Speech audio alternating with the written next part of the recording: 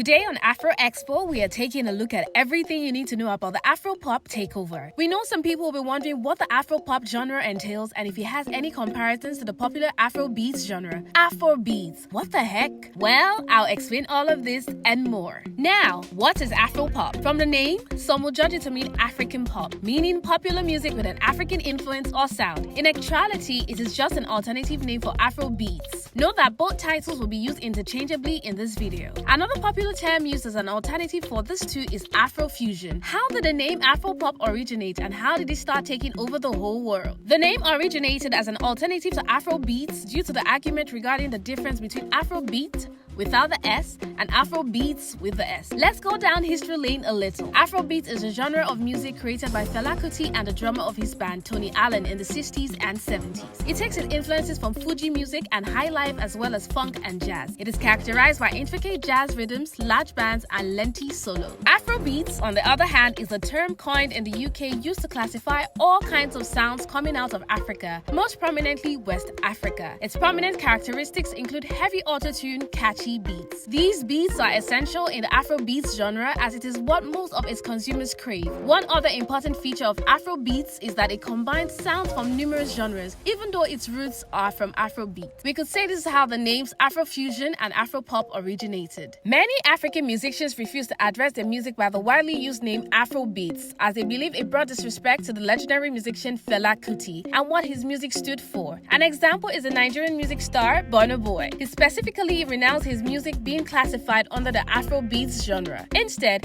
he prefers his music to be called Afrofusion or Afropop, as he believes his music is a combination of different sounds. Another star of the West African country Nigeria is Wizkid, who would also prefer his music to be regarded as Afropop. Now, enough of history, let's get to how Afropop started its global takeover. Oh no! More of history. If you believe it started with Drake's 2016 hit song One Dance featuring Wizkid and British funk singer Kyler, you wouldn't be wrong. You wouldn't be entirely right either. While it is a song that gave Afropop a push into global awareness, the groundwork has been laid by some other artists before Wizkid. Artists like D'banj and FEELZ ODG were the first African artists to achieve international prominence. These successes came in the UK. D'banj was the first Afrobeats artist whose song charted on a UK top 10 list. He achieved this with his 2011 release Oliver Twist. The song peaked at number 9 on the UK singles chart and it made it to number 2 on the UK R&B chart. Another artist that achieved foreign success in the 2010s was Ghanaian British artist FEELZ ODG. To be fair, he was already based in the UK before he dropped his hit songs. However, he claimed to have gotten his inspiration after he traveled to Ghana. He came back with new sounds and incorporated them with UK's popular genres like grime to make his 2 hit singles Antenna and Azonto. Antenna went on to peak at number 7 on the UK singles chart, while Azonto achieved similar success. The Azonto dance went on to be very popular not just in the UK, where the official video was shot, but also all over Africa as well. Radio was another avenue through which many African artists were able to get their music to the consuming Brits. Radio shows like the Choice FM's new Afrobeats radio show hosted by DJ Abranti and the BBC Radio's One Extra's Destination Africa hosted by DJ Edu were the forerunners for this movement. These DJs dedicated their shows to playing Afrobeat songs on British Airways. The Guardian credited DJ Abranti for coining the names Afrobeats. He however said that artists were already using the names and he just used it for his playlist. After the era of D'banj and other artists of his caliber passed, younger ones like Wizkid, Davido, and Burna Boy came up. These guys found it easier to distribute their music due to the influence of the internet and streaming platforms. They came to become the biggest stars of the Afropop movement and the main powerhouses across the continent. Even though these guys were able to penetrate the UK music audience and get their music banging loud from club speakers and other events as well, the US music audience proved more challenging to get their music across to. Yeah, they arrived a little late to the Afrobeats party. This is where Drake's single One Dance comes in. The song released in 2016 went on to become Spotify's most streamed song. It also made the charts in over 16 countries. This song was one that can claim the proudest for infiltrating the US audience and finally got them listening to the Afrobeat sound. Wizkid had other collaborations with Drake on his songs like Ojo Elegba Remix and Come Closer. Wizkid also entered the Guinness Book of Records for featuring on the most streamed song of all time. This made him the first Afrobeats artist to make it into the Guinness Book of Records. Before the release of this song, he also signed a deal with RCA Records, making him the first African willing to sign a contract of that magnitude. Another big win for AfroPop Afrobeats in 2016 was when a radio station in Lagos, Nigeria named Beat FM got the licensing rights to broadcast from North London. The station then took the mantle to become the UK station broadcasting AfroPop Afrobeats song.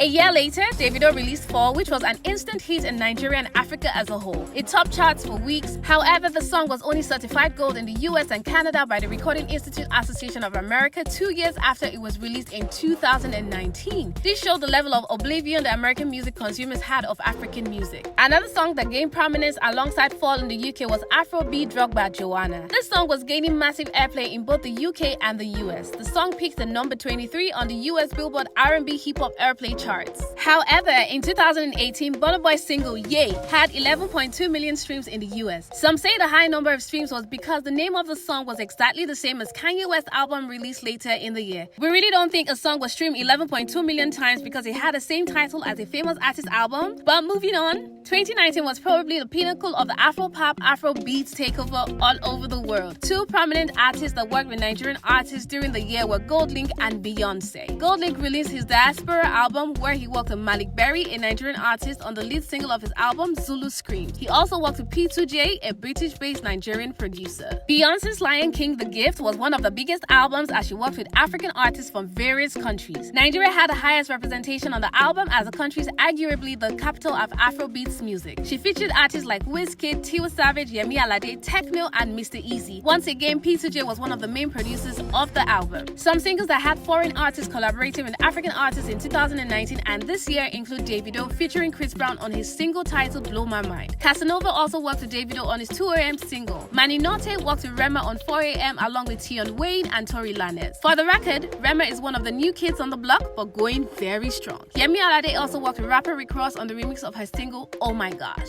Another way many of these Afrobeats artists have received support is through record labels. Many of these artists are now signed to foreign record labels. Examples include Techno, Wizkid, Davido, Tiwa Savage, and Burna Boy. Mr. Easy also started a record label in 2019 named Empower Africa, which helped nurture young talents all over Africa. YouTube also supports the initiative. Examples of popular artists signed to this record label are Joeboy from Nigeria and King Promise from Ghana. The launching of the UK Afrobeats chart was also announced earlier this year. This chart will help monitor streaming statistics and digital sales of Afrobeat songs in the UK. This will only make the AfroPop Afrobeats genre more popular. Another factor that influenced the spotlight on Afrobeats was not even a musical thing. It was movies. A movie filled with so much influence from Africa, like Black Panther, makes many foreigners want to come and see for themselves what is happening on the continent. Like Davido said in one of his interviews from Complex, one of the reasons AfroPop and Afrobeats are shining so much right now is because most people from other countries are starting to have a taste of the music. He gave an example of when Lil Baby came to Nigeria. He said the rapper was so surprised at how developed the nation is. He also mentioned that the perception Lil Baby had before coming to Nigeria is the same many people have about the continent. He added that it was perfect for people to see that the continent is way more developed than they thought. Even though the music is gradually finding its way to the world and every artist wants to jump on the bandwagon, there are still some challenges most of these artists are facing with the distribution of the music. However, the gradual dominance of the Afropop sound is there for all to see, and it is gradually taking over the world. And we all want more of those catchy beats